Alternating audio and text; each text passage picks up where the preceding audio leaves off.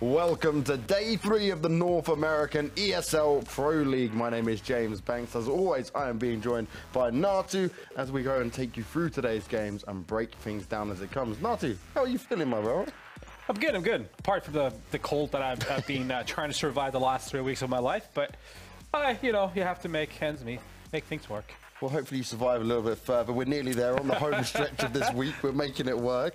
Either way, we've got some top games to start off with today. But before we get into that, I know we want to kind of revisit what we saw yesterday and look forward to seeing all the games that we played out today. And the starting one is my most exciting one to kick things off with, all that rivalry coming into play. Yeah, I mean, Cloud9, MIBR, obviously there's a lot of storylines behind that. Tarek and Stewie leaving the team to go to MIBR from Cloud9. Then obviously we got United facing against Ghost, a really hot Ghost who's been wrecking it.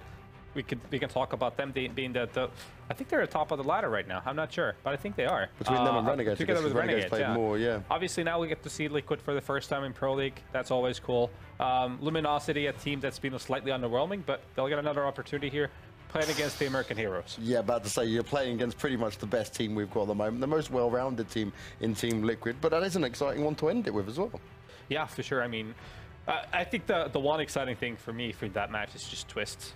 It's just been phenomenal recently, and it's a joy to watch him play. So, yeah, it's a good way to end the night. Well, one thing we can certainly say about Team Liquid, right, they give the young guys a chance, and it's certainly paying off for them here. Yeah, certainly. And then in addition, you have Taco, who's seen it all before. That's the pre-match.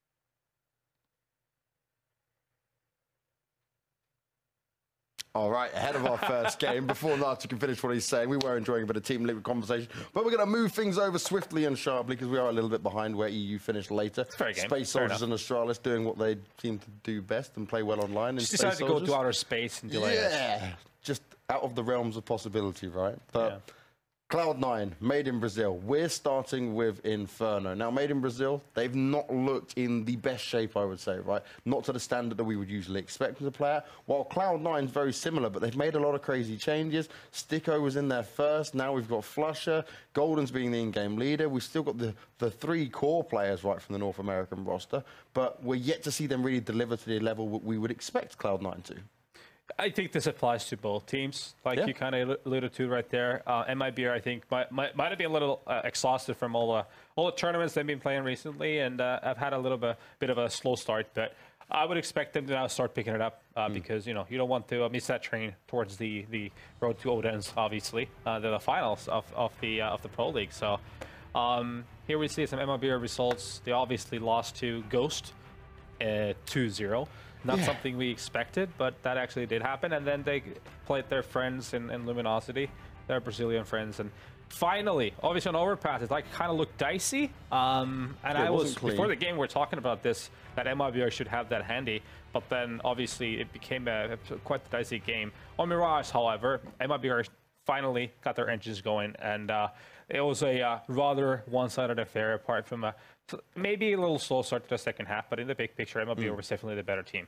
I'd say as well, just to kind of anyone that hadn't watched what we saw yesterday, just that Overpass game, the reason we're quite critical on it is all because it wasn't just that they didn't play up to standard, but it was if Cold Zero hadn't had that amazing 34 frags in one game, they probably would have had a bit more of a difficult time here. The main thing for Brazilians, right, we talk about Yanko coming in and being the coach. We saw that interview that Fallen put out, and he was like, look, Yanko's really pushing us, he's putting in the hard work, but we still want to see a little bit more from them, right? We want to see back to that kind of level where things are a bit cleaner. Now, it's tough when you've been on the road for so long. It's tough when you're just coming straight back home and having to play online matches. But they also have to be careful how many games they drop here in Pro League because you still need to qualify. Yeah, you expect Yanko to be the guy to have that Serbian iron fist to make sure that everyone's just playing 100% all the time and focused. But actually, a lot of the times, a lot of the situations where MIBR has put themselves in awkward situations has been because their individuals have been playing overly aggressive, overextending their stay in situations, just not staying focused. It's just simply, you can put it that way. Yeah. They're making peaks that they should never be doing, giving easy kills to their opposition, and therefore obviously openings and possibilities for a round loss from a MIBR standpoint. So great signs on Mirage, obviously. They looked like they were dialed in. They were playing some good solid Counter-Strike, but in the big picture, yeah, definitely they need to step it up here. I mean, Cloud9, on the other hand, is a team that as we see the rosters here. Obviously, the 2 Swedish players coming in. Who would have thought a while back that this would be a thing? But I think, especially here in Inferno, Automatic is going to be a key factor for this team because he plays both sides. Banana a lot. Banana is obviously the key point of Inferno. Yeah. Pretty much every single round where Cloud9 has a full buy, you'll see Automatic probing his way towards Banana on the T side. But then once they go on to like scrappy buys, which they like to, I think it's kind of like one of those things that maybe it's Golden's heritage from Fnatic, that they, if they end up having like 1 or 2 AKs and then a bunch of CZs, then they'll go for these like executes towards A bombs, like they'll go through like 3 A holes, a couple of flashes, try to jump into the big pit and try to surprise his CTs and stuff like that. But again, a lot of it will be down to Automatic. He needs to be able to hold Banana as a CT, but also try to make room as on the T side on that very same Banana. And that's the thing, right? You have this lineup in Cloud9. We've got the 3 players that have been there for a long time. We're bringing Flusher in. Golden's played with him in the past. Flusher, a major winner, a legendary player within CSGO. What do you think that we need to just give maybe Cloud9 a bit more time here with it? Because obviously it is such a big change, and it's not been like they made changes real quick, right? Sticker went straight out, then we bring in Flusher. There's rumors of maybe Draken coming in now and replacing Skadoodle because he spoke about retirement not too long ago. This is a real up in the air. Where do we go with this team? Yeah, I mean, obviously, once Stewie left to MIBR, the whole FNS period happened. It wasn't too long for, obviously, poor FNS. Yes. Got bought out from Complexity into Cloud9, only to get benched. And obviously, that was a signal of Cloud9 wanted to get more structured and become more execute heavy and have less of that freestyle Counter-Strike. Pretty much the same can be, I think, the thought process is pretty much the same with Golden. Obviously, the Swedish and Scandinavian way of Counter-Strike is a lot more structured than maybe the way that Cloud9 used to play. So I would expect a combination of defaults, a combination of them playing executes, and obviously that's going to take, it's also a culture change. So you will have to expect it to take quite a bit of time for them to really get everyone on the same page. Like, that's number one, and that will always take a lot of time. For Flusha, he's pretty much played his entire career with JW, Yes. hailing from Epsilon, and eventually ended up in Fnatic. They played together for I don't even know how many years, 4, 5? 5 years now, yeah. So he's now definitely gone out there to the other side of the world and decided to do something else. Something that, from his personal perspective, for sure, has to be an interesting chapter of his life and something that might be re-energizing him, because he has seemed a little flat in the quite a while now. It was Crims that was doing better when it would come to looking at what that roster had done in the past. Flush a little bit quieter, but it's North American Counter-Strike, so we had to bring some of them over. Lorne doesn't score any joining us back again. How are you doing, guys? You excited for this opener here? It's not because everyone else went to sleep. Definitely not that. Yeah. Definitely not that. I love the honesty either way. Yeah. Cloud9 versus MIBR, though. Look, we've seen MIBR. This is the first time we'll get to commentate and actually see on the mainstream that we get to see Cloud9 play. What do you guys really hope to see here? I think it's going to be a heater, and just because yesterday versus Luminosity, I think MIBR, it was kind of frustrating to watch. Like, they clearly weren't, pulling out everything they had. But I think they really want to do well versus Cloud9. I think there's a lot of, even if it's unspoken animosity, I feel like there's just going to be some fire in the stove. They're going to really want to make sure they win and do it dramatically. And I think it's going to put on the best show for us and the fans. Yeah, I mean, that's something they talked about the first time out. They were playing against one another this summer, right? I mean, obviously, there's always going to be that slight grudge. I mean, it's just we're human beings. There's baggage, yeah. That's fine. They say it's a clean breakup, but there are no clean breakups. It was mutual, guys. Great job. I'm in the same boat here. I think that, again, MIBR, we know what they're capable of, and I think that of all the teams they're playing up against, this may be one where they kind of tighten it up a little. And if that does happen, Cloud9 outclassed. Okay, well, they've only had 7 maps of this exact roster on the Cloud9 side of things. MIB having a little bit more time to embed themselves, so we can give Cloud9 a little bit of leeway, right? But predictions from all of you before we get into this game, nice and quick, please. Natu, starting with you. I mean, MIBR obviously has a longer track record with this lineup, and it's still, I think, a big culture change to bring in 2 Swedish players, and again, leader at that as well, trying to become more structured. So I feel like definitely MIBR should have this, but never know. But MIBR is my choice. London scoring real quick. I think they'll take both maps, but it'll probably be somewhat close. Yeah. MIBR. MIBR, nicely done. Well, it is an MIBR-sided desk. We're not too far away from getting under the game. We're just waiting for one more player to get himself ready and into the groove. Who is it? Call him out. I'm not going to drop them. I'm just going to throw them under the bus. There's that one player all you would have had to do was just go watch the scoreboard, and you would have known. It's true. HLTV confirmed. There we go. So it's fair. Knowledge is always there. just give him up. Just give him up. Throw him down. Allow him to get away with it. But either way, opening game, looking strong. I expect to see Cloud9 at least put up a firefight. I don't want to see them kind of just run over here. I want to see some kind of shine of like what's to come potentially. No, I don't think, like, honestly, I don't think like MIBR is going to be focused enough for them to just dismantle Cloud9. I'm sure Cloud9 will get their opportunities to, grind out some rounds, and if that happens in the right rounds, yeah, it can get really, really close. Well, it's game time, guys. We're nearly ready to go, and as I come back on screen, I wasn't even aware that was going to be the kind of case that was happening. Launders and Scrawny opening game off today, the first of 6. Take it away. Sure thing, guys. We'll see you in a bit. Inferno is where we're going to begin this adventure, Mr. Mohan. And if you're as excited as I am, well, I know that you're excited. Then we're excited. Then we'll be very excited. I think if we continued the conversation a bit more on the desk, then I would have wanted to have kind of just brought up this whole Flusha thing. I think it's really cool, Flusha's inclusion with Cloud9, and I think he's been given a lot of space so far in this inclusion. There was rounds in previous games just as of late where we saw him actually picking up an op over top of Skadoodle. So he's been given a lot of room to do what he wants, but my goodness, talk about a lot of room. There's not much here at the top of middle. It's just the complete and utter brackets hold. MIBR, they have this sweet crossfire set, and they managed themselves 4 kills near immediately. So I talked about him, and now he's going to have to prove why we talk about this man, Flusha, a legend of CS, and a 1 versus 3 clutch with no bomb, no utility, no teammates, but still some time before he makes first contact. And when he does, it would be versus Fallen, who's just kind of fluttering around on Arch side. It's so crazy to see Flusha with a Cloud9 logo next to his name. That is just, it's crazy. Like all the dream roster, kind of like fantasy roster choices that we've thought of in recent memory have just like come to life, like seeing Stewie. And now like Stewie's going up against Flusha, who's on Cloud9. Yeah. It's all so surreal, man. It really is. And yeah, it's breaking up this core of Fnatic that have been together for so long, that made all the decisions on the team. Leaving now Flusha in North America, it's so absurd, but it is such a good talent to have. And I think he really needed a change of scenery. Yeah, a fresh place, and well, now a new face. coldzera just one taps him here to finish off the pistol. So a CT side for MIBR that'll begin with the opening round. Pretty easy stuff. They go for the top mid push.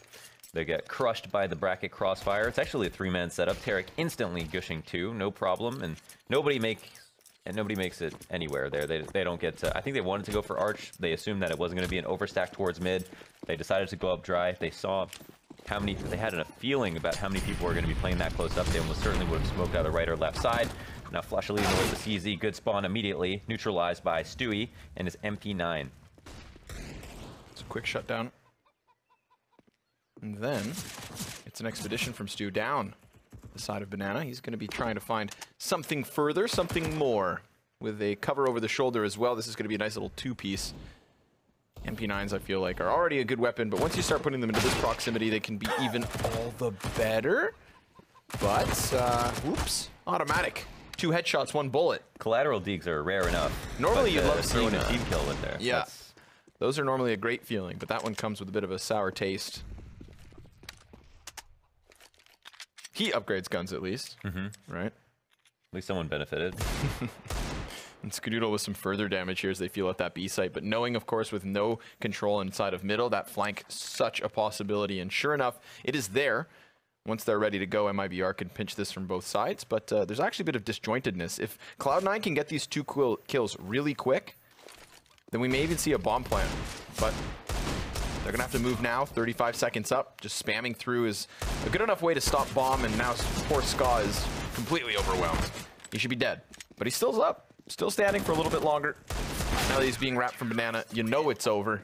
There's the 2-0 that MIBR would hope for. Yeah, it was a low percentage play to put the bomb down on the site, in the middle of the site, and try to get the plant, considering, anybody can hear exactly where the bomb goes down, and it's very easy to play off sound when you're in that close of a proximity. But they had to do what they set out to do, and that was just to at least get some money so that they could supplant the round that they lost prior. In simpler words, the pistol round. Now Cloud9 only on Glocks. And now we're seeing some of those early nades go down to mid to make sure that nobody can push up, or at least that so that they're scared to. coldzera from the back lines, taking a duel at long range, gets dinked, but it's a little misleading. Oh my goodness. The three one-taps from the Glock. Hell, this is turning into quite the round. Cloud9 making the most of so little. Just as we mentioned that it is, of course, shut down, but still 2.5 kills. That's something. Although now we're getting into the real challenge. The guns, the full-fledged buys. And it does, of course, feature that op for Fallen. That's his comfort zone, obviously, to be able to have the AWP. I don't know if Automatic is going to hold on to his op. He doesn't seem to be trading it at the moment. It's not leaving his hands. For a few seconds in the round, he's continuing to op, so we might see the Automatic off T side here on Inferno. That is something new. That is new territory for Cloud9 for sure. That's what I was going to say. We saw sometimes Flusha opping over top of Skadoodle. Now we're seeing Automatic do it. It's just quite bizarre. You know, you have somebody who is very much a role player in the terms of Ska being a sniper. He was the American sniper. The American sniper won the award, Easily Boston Nature, presented by the Navy. I'm not crying. You are. Yeah, but the truth is we all were. Yeah. Feels good. Smokes down, Automatic blind, so just rattles a shot off, doesn't hit anything for it. And now they're going to try to keep eyes behind because at any point we could have MIBR nipping at them. Although Fallen playing a kind of counter flash position. This is how meta it is. Like, he could get walked up on and dead and killed, but since they know he's going to op, he knows they know, he's just going to sit here, wait for the flash, and then peek afterwards because he wants to stay up top. Op comes out, now he takes a peek, Automatic gets killed instantly. And that's the game we're playing. Whoa, and a leg shot through the wall. Flush tag to 45, Fallen still. As the Soul B defender will call for reinforcements, and you can see them now shuffling their way through spawn. It's going to leave 2 within the apps. So I feel like you're afforded more space from a rotation, A to B, when you have apartments control as opposed to just sitting in the site. Just seems like you have that one extra step forward. No, absolutely. Rush is kind of by himself, 20 seconds left. He's going to use himself as the fake instead of using the flash. The CTs are going to see this, and it's actually the T's to run all the way back. I don't know if it's going to be enough time for the CTs to rotate out, but Coldzera's here in the boiler. He hears everything. Whoop. Pulls the trigger a little too soon. Still, time ticking off. 5 seconds left. No plant, that's for sure, but now it's the kills. You know they're scared, so they will tuck tail and dip. And doing so, secure 2 guns. Op and an AK to move forward here, and that's the first gun round for the Brazilian core. Bit of a strange one from Cloud9. Obviously not expecting that Fallen was going to be sitting up on top of the wall. Maybe they throw 2 flashes this time, knowing that that's now the play. It's like, oh, you want to play that game? All right, well, let's go a level deeper.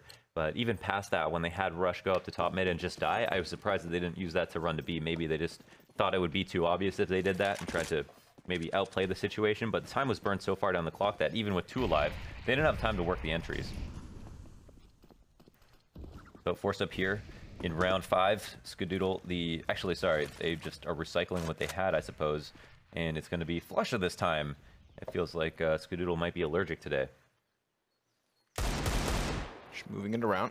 I do think Flusha adds depth to this roster in terms of role, right? He can do it all. He's supposed to be one of those pieces. And we said it, right? Maybe kind of stale in that X-Fnatic roster. Go on. I was going to say, like, there's certain role changes that are like, oh, okay, you know, 2 people can do this. And this might be quick, or, yeah, it might still be quick. Yeah, just in the opposite direction one assumed.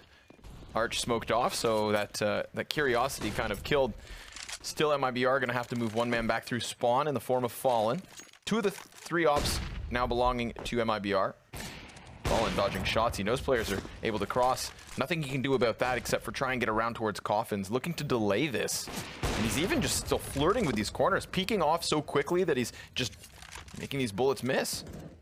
You could argue lucky to be alive, but still a thorn in their side. Cloud9 not able to plant yet.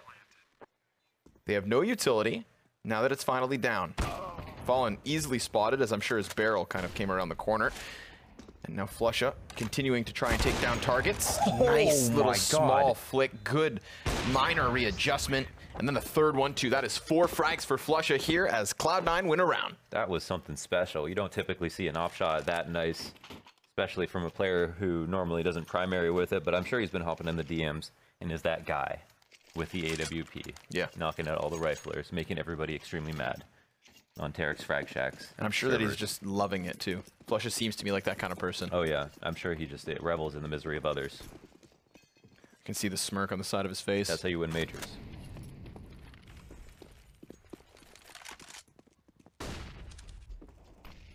Oh, an unexpected round win. Really didn't think that that was going to go that way, especially with the double arch setup.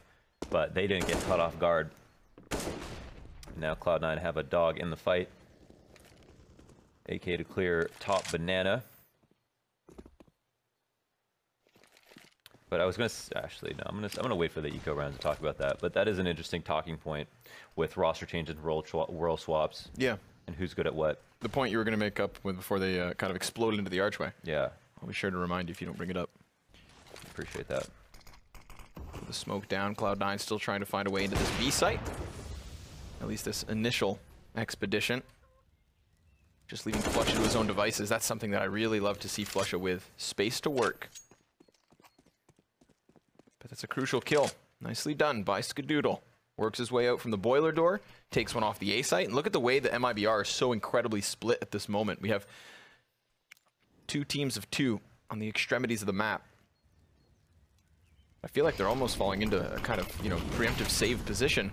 If nothing happens, anticipate the other players not to rotate at all. Stewie 2K contesting towards Coffins off of the teammate's flash. He goes above and over. Only able to nail one in the head. That's Flusha down for the count, and Fallen trying to retreat to join forces with, again, those 2 players saving. Yeah, and they just forced their way in. So yeah, it's a CT saving now. But so there's like role changes where it's like if Kerrigan is no longer IGLing on FaZe, yeah, what's his value, right? Because he is a great clutch player. His mechanics are not as good as so many other players in the world, however. And so if they're going to have somebody else IGLing, how much does he get to do? And since he's getting pulled off, you wonder what specifically about his calling made them pull him off. And if he's going to be on the side giving input, is it just going to be the same kind of input they didn't want to hear in the first place? And so what's his value is the big question. Whereas I think with Skadoodle, I think he said spotty performances. It's clear that they're trying stuff now, and that's why Automatic's opping, that's why Flush is picking up the op. I'm sure Skadoodle is part of the conversation. But he also is a fantastic rifler. Like, if I think, I don't know what the problem is with Skadoodle, like if it's a motivation thing. If it is a motivation thing and he is motivated, as a rifler, he can play on any top team, just period. He's very good with the rifle.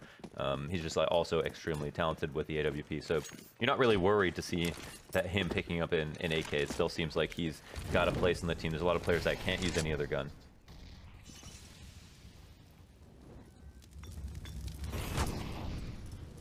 Excited to see if he can continue to use it, because he still does not have that op. It's Automatic who does. Maybe a little change up in roles as well. Put a rifle in his hand and give him a different position. Could shake up the stats. Could find him some impact, but bombs back. Obviously still over towards that T-spawn. Nobody's really making a move just yet, but they have been kind of, piecing the pressure together.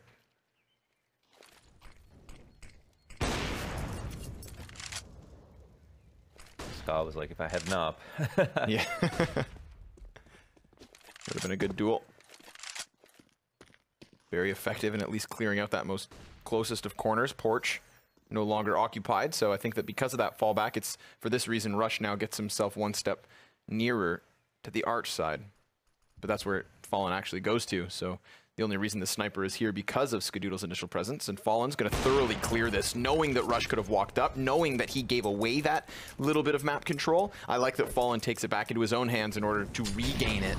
But then Cloud9 just go bursting and blasting into the B bomb site. Stewie looking to be the rock within it, and he has the support on first oranges. That is Fur, who's looking to stay silent until it's his chance to strike, and he does so with a double. The UMP headshots connect, and Automatic is left stranded 1v5. 14 seconds, this one's over. He'd love to save this off. That is MIBR right back on the board. Yeah, and that was 2 players becoming greater than the sum of their parts with the fact that they had the flashes, how they're playing their spots, and only having UMPs. It means there's a great chance that Cloud9 are able to entry. They had enough time to do it. They cleared out the top banana, and they lost a man early, yeah. And the positions they were in were known, but the rotations weren't there for MIBR, so there was a really good chance for them to win, but Stewie did a good job with blinding a player, for getting the 2 for himself after Stewie used himself as bait and moved out of oranges and still shot as he fell back to quad. And now Cloud9 have to rebuy into this round, are going to pick up the op one more time, and it is constantly changing hands. It doesn't look like it has to do with spawns whatsoever. It's just sometimes Automatic is picking up, sometimes Flusha is. And what's crazy there is it's changing hands, it's being passed around, but no one's passing it to Skadoodle. Yeah. I feel like I'm almost watching like a playground bully at this point. Mm-hmm. They're just throwing the... Yeah. What are they throwing? The Game Boy. They're throwing the Game Boy over Skadoodle's head. Poor guy has yet to have a chance to use it, but he has been consistently playing this boiler position, and he's been doing a good job, I think, of at least pressuring half of this A site. Calm before the storm. A lot of good residual nade damage dealt to Cloud9 as well. Even though they have the 5v4, it comes at a steep cost. The health is low.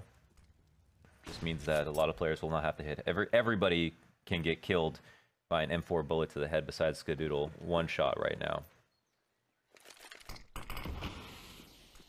Does Stewie go through this? I mean, he doesn't have any teammates to help, so walking through a smoke raw, Flusha will happily welcome that. And that is now a double man advantage. We've seen MIBR convinced of the saves with these types of scenarios, so don't be surprised if it happens again. That's kind of interesting. I wonder what the idea was there. We've seen Stewie go through those smokes off of a team flash from CT spawn, allowing him to push, get a kill, maybe fall out, or if they are low on, if it's the other team that's low on time, pushes in, drops the bomb planter, then the round's over because they can't complete the objective.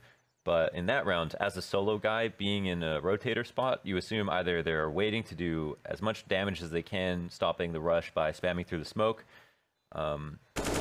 or they're going to rotate around through construction. But I wouldn't have someone push through spawn unless you have a teammate in the site to at least distract for attention. It seemed like pretty obvious, I suppose, since they have nothing else to watch, as to what he was going to do. But he might have been in between two places. He could have been potentially playing spawn, and earlier in the round he was on the site, and he was going to maybe go over stack A for whatever reason, just completely pull the goalie. But I am not entirely sure. A last-ditch effort to try and contest the B site doesn't work out all right. Leaves us back into the full buy for both sides. Through the fire and the flames, Flusha goes charging rapidly, attempting to take control, and he will do so successfully. Banana is his. Nice nade right off of the skybox. Solid damage. But he barely takes any overall. Runs right through the Molotovs. Great spawn once again. Has that Mac 10. He's clearly been calling that a lot. He loves to obviously rush at times. And now automatic. What's he made of? Versus Fallen goes straight up for the peek. Fallen gets blind, so I think he was going to go ahead and try to re-peek into automatic, and we would have had just a pure 1v1 op duel in that situation, but that's not the case. And what do they do from here? It's actually falling back to throw a nade. Nades go both ways. Further damage onto Flusha, so he's dropped to 35 without having seen anybody. But again, they established this banana control so early on. They've just been sitting within it, trying to elude to a potential hit in order to get the response they'd want, which is grenades. We've seen it now smoked. We've seen it fragged from both of those B players, so the utility is getting lower on that side of the map, but they are now changing positions, heading over towards A. Great flashbang to help coldzera in order to secure the arch side, but he is traded straight back by automatic. This does open up the option of a wrap to either site, but it seems like A is where they'll hit. And Tarek finds himself alone, so he's committed to the back of the bomb, and in doing so has dropped the device. The time's still there for the plant. Skadoodle saves it, and he retrieves it too. Fallen and Stu could get this one rolling, but I wouldn't be surprised if, yeah, there you have it. Another save call, Launders. And justifiably so. That was a great denial on the entry from Skadoodle with the AK. Tarek had a couple of low HP enemies coming at him, and he managed to get in the face of Skadoodle. Skadoodle said no. And with 10 seconds left, Skadoodle doesn't get that entry. He dies. I mean, certainly they lose the round, so that was on that was a round that ended on a knife's edge. What's another idiom for knife's edge?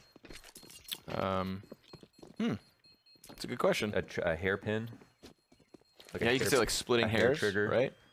You're splitting hairs with how nuanced the differences were between the two things. Yeah, you know, work together in tandem. Work together, work side by side, join forces in tandem. Knife's edge on the brink of something. On the brink? Yeah. That was on the brink. That's a good one. On the cusp. On the cusp. On the precipice. Yeah. I never use precipice because I feel like I don't actually know what it means. So I'm going to define it right now. I thought it was a synonym of pinnacle. But I think it's just, I actually wonder. Edging on the edge of a cliff, I feel like, is the precipice of a cliff. Yeah, precipice is a very steep rock face or cliff. Oh, there we go. An especially tall one. So I guess it does work. Nice. Good shot from Automatic. coldzera just toying with the shoulder peek, and well, he pays with his life. Now's the push into Banana off of the M4 of Fallen. One of two currently held onto by MIBR. Whoa. Off of the Banana kill, Launders, they're going to rotate everybody towards A. They got a tip. Someone called Crime Stoppers. Terrace position. It actually works this time. Finds at least Rush. Very least. Skadoodle with a double. Golden back in. Man advantage here for Cloud9. But they haven't planted bomb just yet, so they will refurbish the smoke. Plumes in the face of Fur. And is he? Yes, sir. Gonna walk straight through this. And he's crouching as well. Might not get spotted. Automatic caught completely off guard. The pit player now has to clutch this, and it is Golden.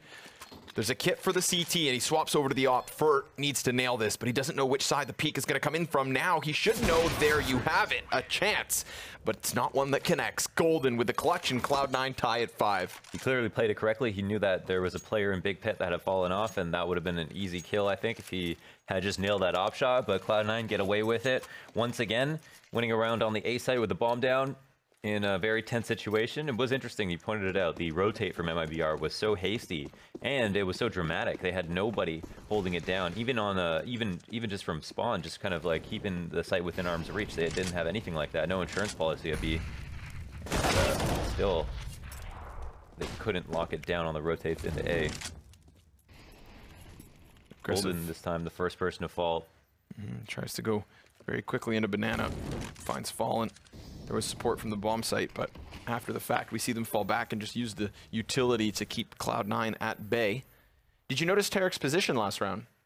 He kind of plays behind the hay bale, underneath the balcony here on the A site. Oh yeah, right by the truck. But it's like in front of the mini pit, and he crouches there. And I feel like it never gets checked from balcony players because they're so preoccupied with first pit and then underneath the main pit. And so if you just kind of sneak into that spot, you see how they all just go past him. It was during the tournament in Istanbul, it didn't quite work, but that was a nice example of it working out. Nearly denies the plant, which would have just been fantastic, seeing as he was working with a disadvantage. Now he's got an M4. And he's got himself a little bit of control here. The cover of pit is his, but the longer he holds, the less teammates he seems to have around him until the rotate does most certainly arrive. But in doing so, they've opened up the B site, preemptive yet once more. And while we have Cloud9 just keeping up this pressure here at A, the bomb at any moment could walk into the B site alone. It's going to be very crucial now that Stu wins the fight at B, because if he does that, he's got the bomb and not enough time really for Cloud9 to get anything rolling unless they pinch through Arch. This is interesting. They apply pressure on one side of the A site, which opens up Archway. It pulls Stewie back, and he would be split. Okay, they got the kill at least. Now they assume it's just going to be A for sure. Op shot goes down. Bomb gets planted on A. Now Stewie has to split the difference. He realizes that there was a player still on the site that's going to make a big rotate around, and Automatic doesn't want to get caught off guard. But if Stewie finds the first frag too early, there's a kill to be had, but he has the wrong idea. Yeah, he's got to clear the bomb site first. Now that he knows it's open, should have eyes on the fact that it would be Banana. Anticipates that that one remaining A player would come in from the opposite side, and there you have it. That was a very elaborate play from Cloud9, and I like to see that, because obviously with all these recent roster transitions, those kinds of plays can very much fail. But yeah, that one, beautiful. Definitely. You got to rely heavily on your individual skill, especially when you have a play like that where people are so spread out, because you've got to think about like your players as being five members on the same spider web, where you're all interconnected in some way, where you can either help each other through comms, throw a flash for each other, and there's a certain point at which you can't do that, and you have to assume that if your teammate takes the fight, that they win it for sure. And there wasn't that insurance policy, but because they had that long con in there, it did come down to Automatic getting his kill on the A side. That was the only way Stewie was going to leave. But because the split on A itself was so unexpected, you could say that maybe that was like a very smart plan for them to try to do. And it seemed like they were going off the cuff. It felt very Fnatic-esque. Well, it is Golden at the helm after all. Flusha would influence it. Get another Swede in here, Launders. We might actually have what is the remnants of Fnatic. But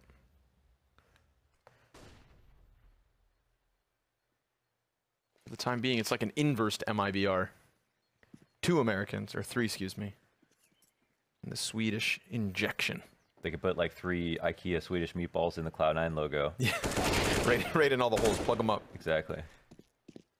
Golden's got the first kill towards Arch side. Nobody else here to help or hold back Cloud9's offense. So this T side's really starting to come together. This is nice stuff. Obviously moving forward through the anti-ecos. We've seen some nice strategies on the offense, but this round's not over. You have all these CZs so close.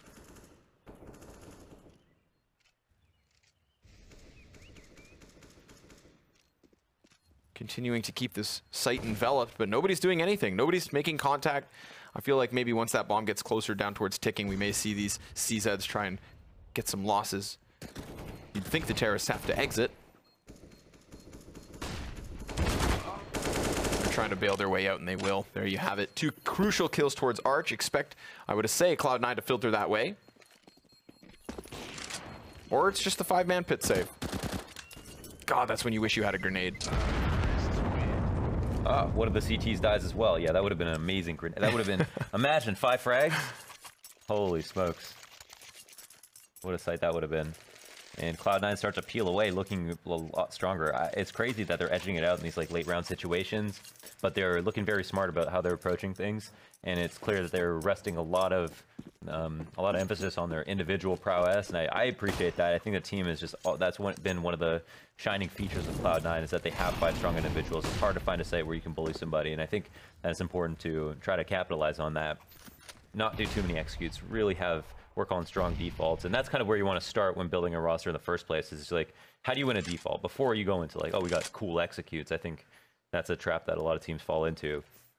It's most of the rounds that you're going to play out in your life will have a default involved, and a lot of the times your 5v4 comes from that default, and so having a good one is very important.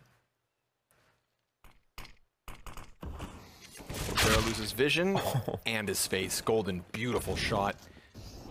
Carrot comes creeping out of the boiler, cannot quite seem to get Golden, but Golden will kill himself. A little self-immolation. Golden brown now. Toasty over towards the Arch side. Got a 4 versus 2 now for Cloud9 to try and claw back into. That's such an awkward spot. You know you're getting shot in the back, so you want to move forward, but you know what's there. The only person who can kill me is me. Yeah.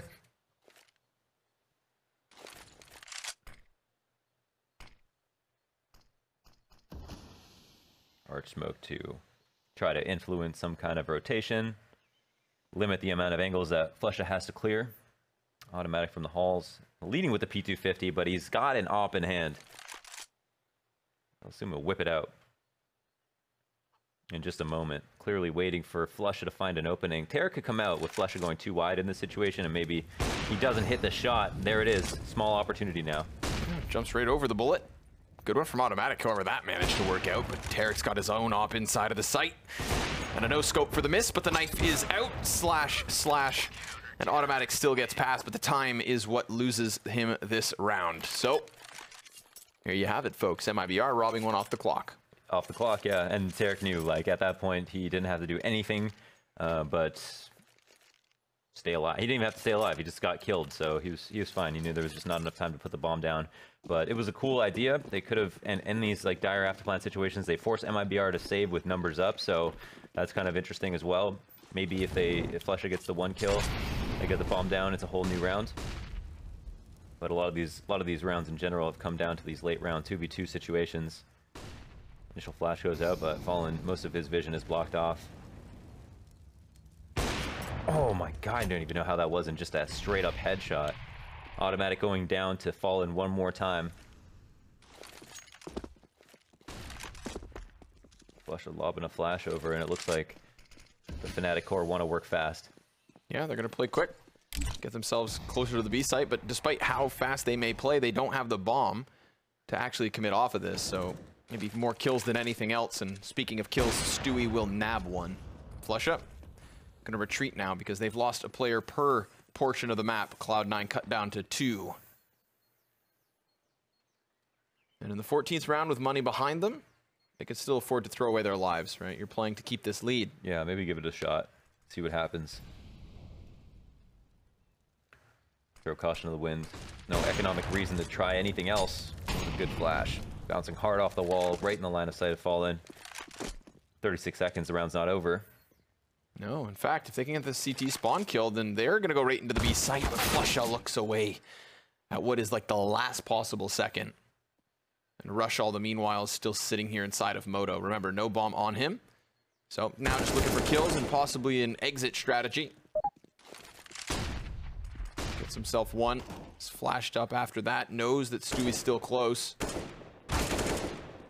There's two, but now it's time. Time is what makes the difference, and so Fur's kill gets this one finished off. 7 apiece here, Mohan, and 1 round left.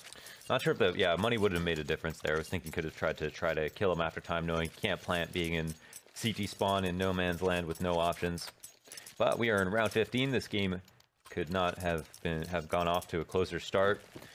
And Cloud9 are finally starting to get it together. It seems they have decided not to opt this time around. Instead, we'll go the 5 rifle setup, and MIBR, since they don't have much money, I think would have liked to double off, but can't do that. Tarek somehow bled down to 31 HP. I think he was standing in a Molotov by the looks of things. Warming his soul. Fur at any moment could strike the backside of this arch push, but he even gets automatic first. That's fantastic because it was the last piece of the caboose here for Cloud9, who have managed to get themselves some arch control, but they are still very much boxed in. They could fight in either direction. If they just want to try to trade frag successfully, I'm sure they're aware of the fact or possibility that a MIBR could be here in their spawn, and they most certainly are. That is Stewie 2K with an MP9 floating around the corners, keeping eyes up and trying to figure out where Cloud9 got off to, because they have most certainly gotten silent. Yeah, definitely Cloud9 have done good detective work when they lose players. They are looking very promising in these moments, but no round is going to be any easier than the last. However, the bomb goes down. They've got a creative afterplant. They've got library control. The smoke was just deep enough that Skadoodle was totally shrouded, and now it's a retake situation. Another kill for Golden. That's a man advantage up. Cloud9 weren't supposed to be able to pull this out of the hat, but it seems as though they have. It's not finished just yet, and both these CTs do have kits, one of which incredibly close to the bomb site, but rushes, wraparounds, fantastic. A near double from coldzera there on the same angle. Molotov bounces back. It's still just next to the bomb, and a single tick of damage would be enough. So a single bullet, 2.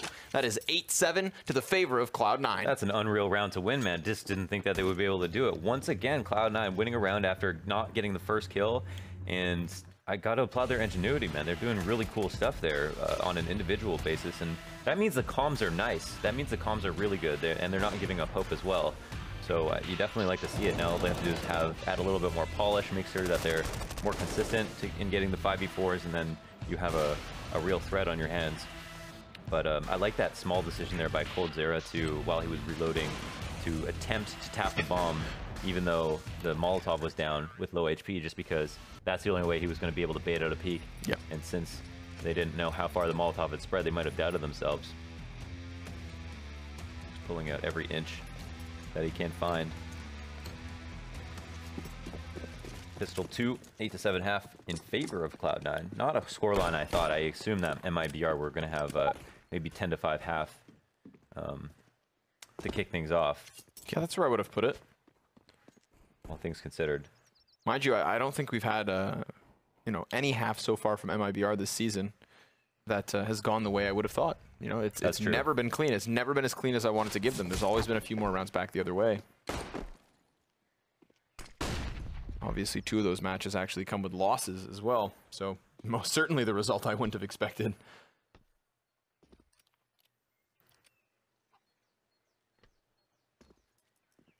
And there are certainly things about MIBR to maybe draw from that could be negatives that have led to this happening.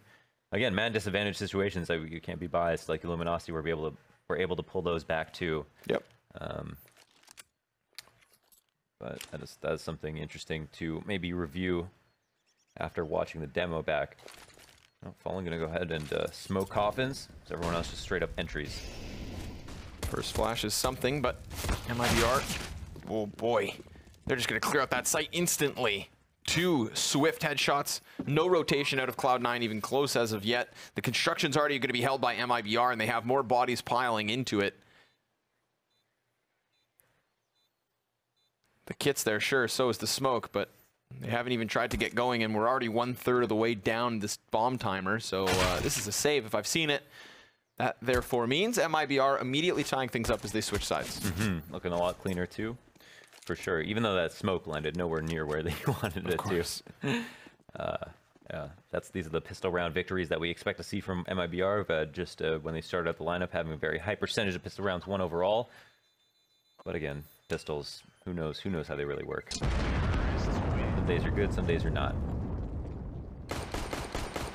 And on this day, Cloud9 had to turn tail and save. They at least keep the half armor for Skadoodle, a kit on automatic, and the smoke as well, so most of the utility was over at A site. How clean will the anti-ecos be? However, wow, that's interesting. They've actually picked up 4 AKs and one SMG. Not playing games here tonight, Launders. Yeah. This one's all business, baby. Despite their best efforts with the spam, there's not actually anybody in there.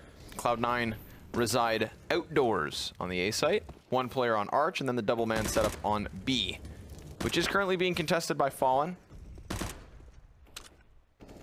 I enjoy watching Fallen work banana, and that's from either side. Very smart about it. Obviously one of the oldest members of the team. The oldest member of the team. Yep. I don't know exactly how old he is actually, but I've definitely seen him wearing dad jeans before. It's the godfather of Brazilian Counter-Strike. Wear some skinny jeans. What's worse, dads with dad jeans or dads with skinny jeans? Oh, that's actually really good. I like this question a lot. I'm going to have to go with dads with skinny jeans. Yeah? Yeah. Yeah, I'm going to have to go with dads with skinny jeans, because dads with dad jeans, who knows if they're doing it ironically or not, you know? Right. Maybe they're so cool.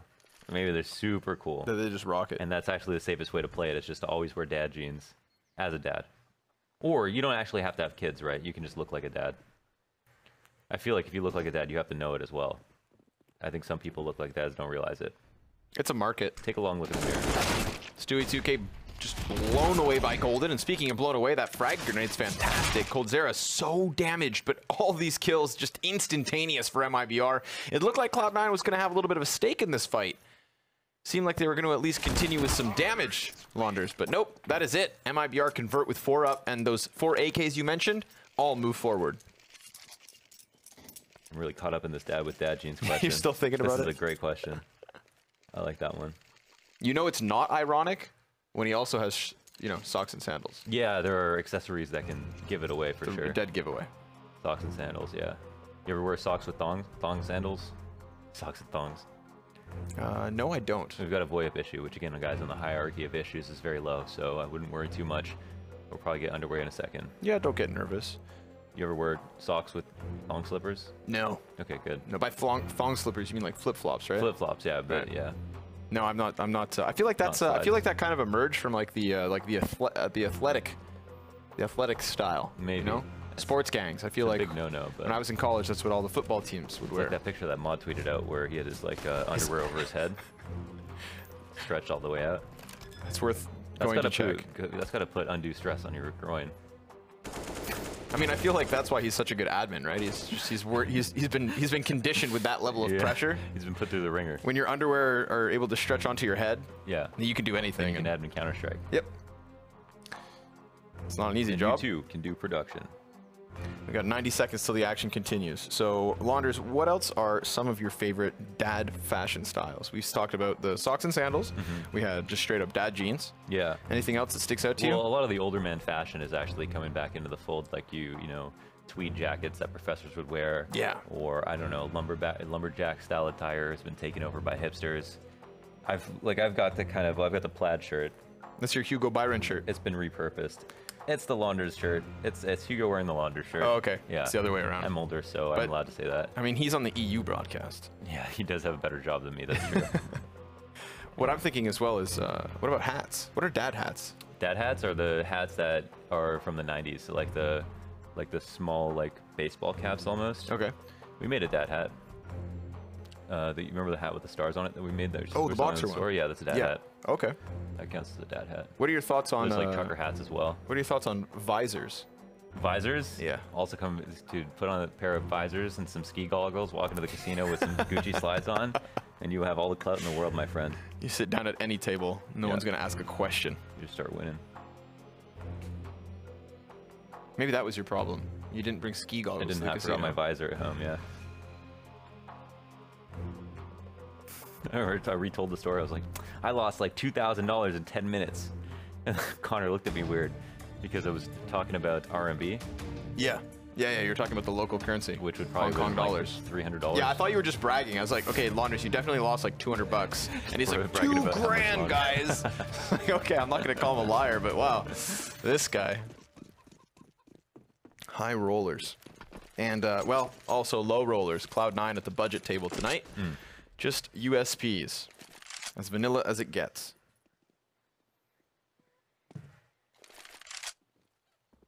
I mean, Mohan, they didn't even go for the $200 flashbang.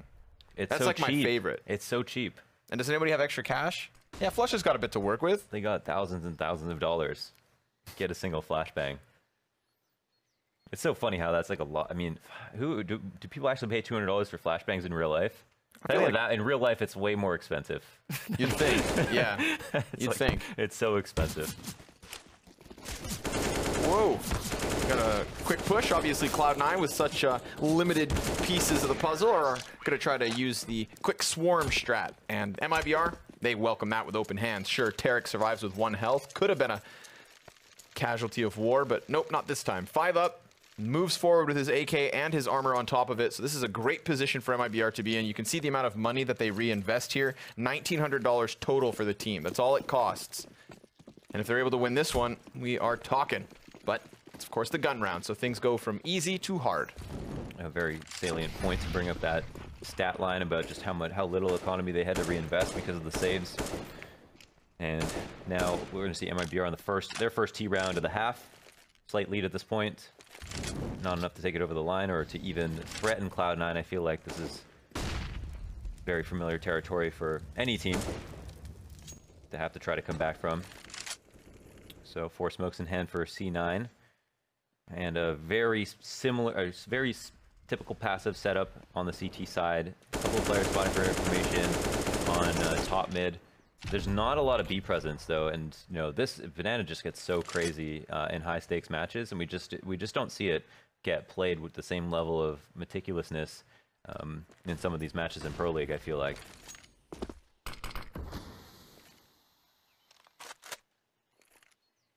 Have they gotten all that CT utility out? Not just yet. Still double smoke, flash, and a frag. Got a player top mid brackets cleared out. The ultra passive setup, no information for Cloud9. Rotations will be strained.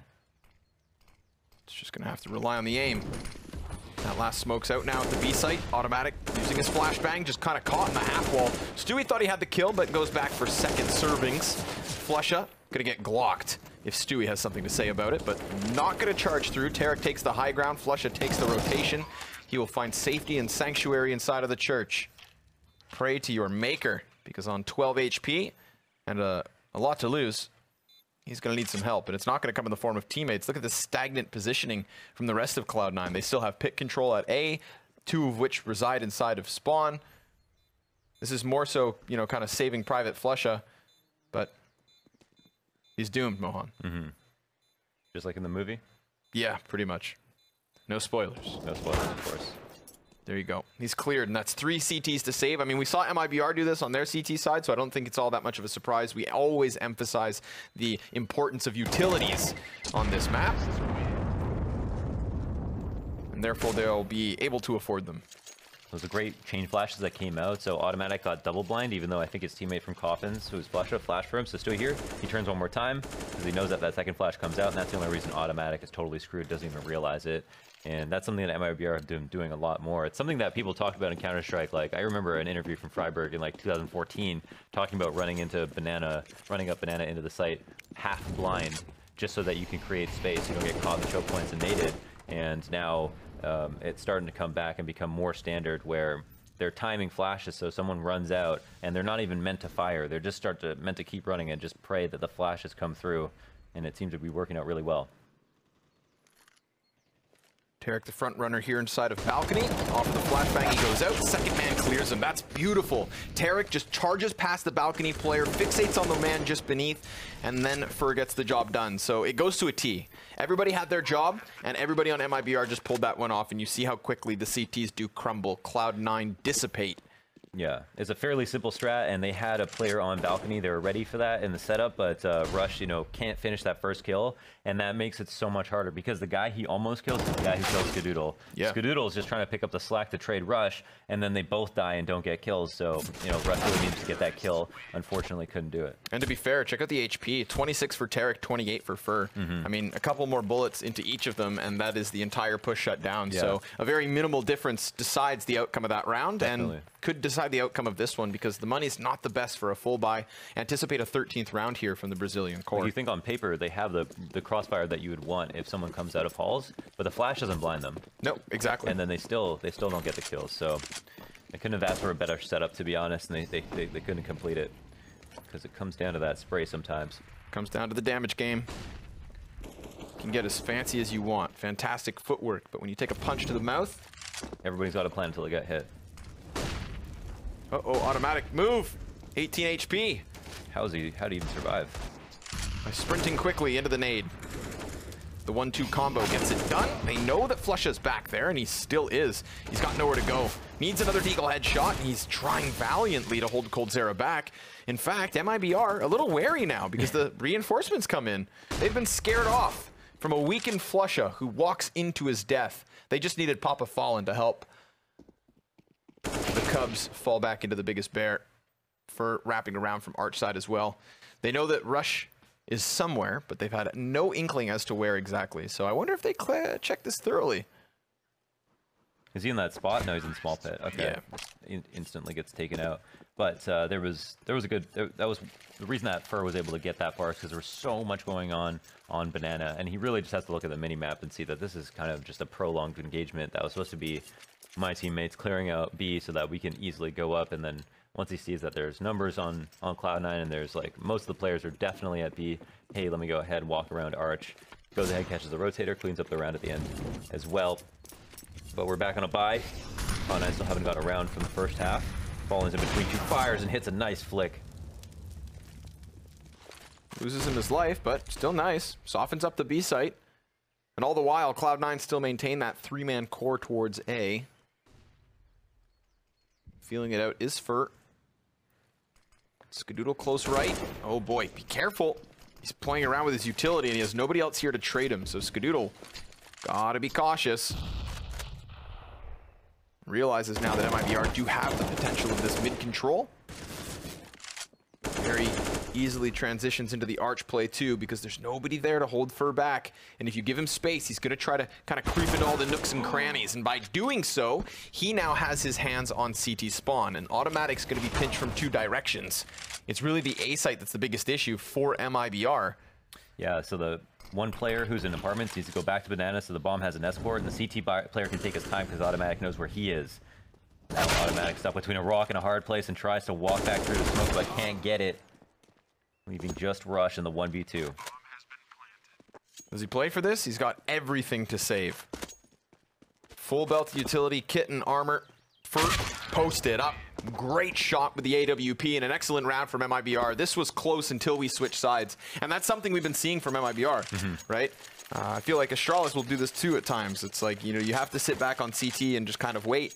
That's sometimes where you'll find some struggles, but the swapping of the halves can change everything, and in this case, it certainly does. Yeah, this is definitely where they're starting to peel away, and it looked like a round that Cloud9 had in the first half with the split through Arch, and then once they got the opening kill, taking the long route to get to B on a crunch, confusing the rotations of the CTs, and everything working out in the end.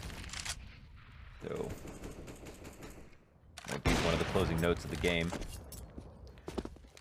MIBR can kind of sit out and wait. They know that at the very best, Cloud9 have guns, but not much utility.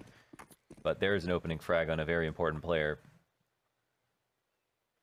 And that will help the rotations disperse, make it more difficult.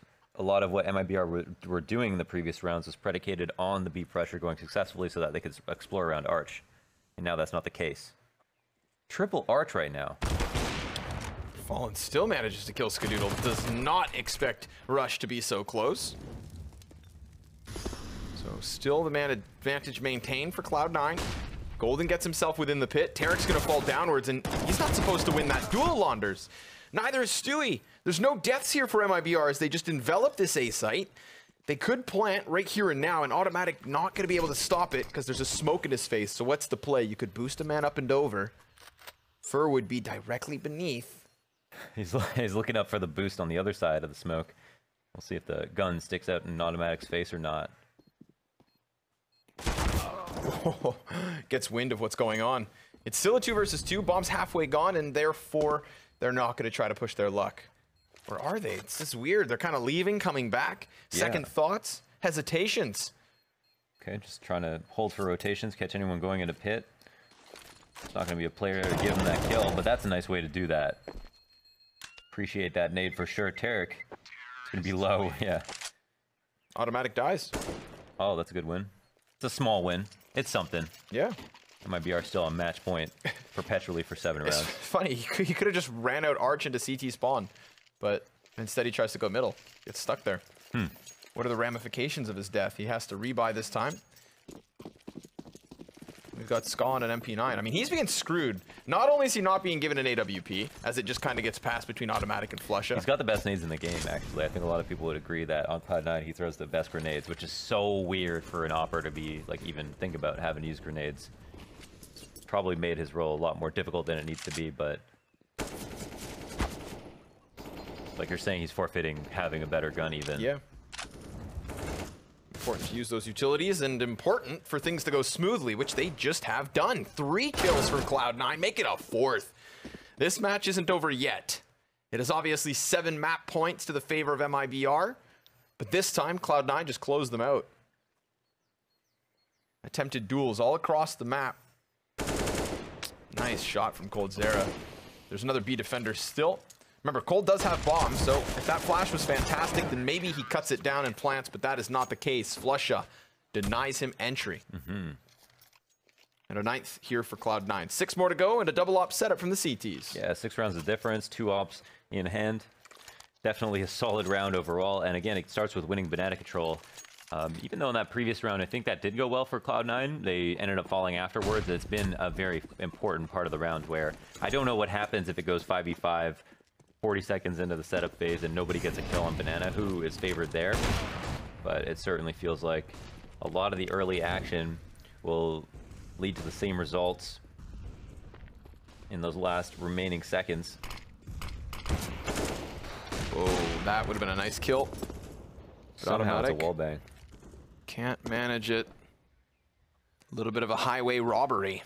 It's curious to me that in the previous round we see Cloud9 just completely lock out the entries. It was once MIBR tried to take an initiative and start rounding corners that Cloud9 get all these kills. This time, Flusha, he just throws himself into the flames, like trying to force a 5v4 that I don't know if is necessary, but it's all right. Golden's on damage control, and Fallen can do the exact same to maintain a 3v2 and move the bomb back onto the A site where Cloud9 have a sole defender, because these 2 men left up are completely split. Utter opposite sides of the map. It's Automatic in the pit with the AWP as well. Might be, oh no, he's trying to turn direction. Oh, getting really aggressive, but that could be it. Yeah, most certainly looks like it. This is the plant down. Scott has to rotate over. I know that Automatic wanted to get out of that pit, but timing certainly not on his side. Didn't want to obviously unscope to rescope, because then sound cue's certainly going to take off any advantage he could have. But Scott, just try as he might, is absolutely obliterated. Fallen finishing map 1 with a message, and MIBR finishing this map with one hell of a T side. They give up a single round to Cloud9 once we switch over, and that right there is both their pistols, something that we know they've been struggling as of late. Yeah, that's true. 2 for 2 is a big deal. And again, they haven't had the spotless record here in Pro League, having dropped 2 maps to Ghost already. Brought it back a little bit yesterday with their 2 wins against Luminosity, but now this is really where it matters, because you can only afford so many losses. And yeah, MIBR looked a lot better in that second half than the first, that's for sure. Yeah, now, interestingly, we're going to be moving over to Cash, which is where Ghost picked up one of their maps. And I'd say it's because Ghost looked fantastic. So we'll see if MIBR can weather the storm and pick up 2. Don't go anywhere, folks.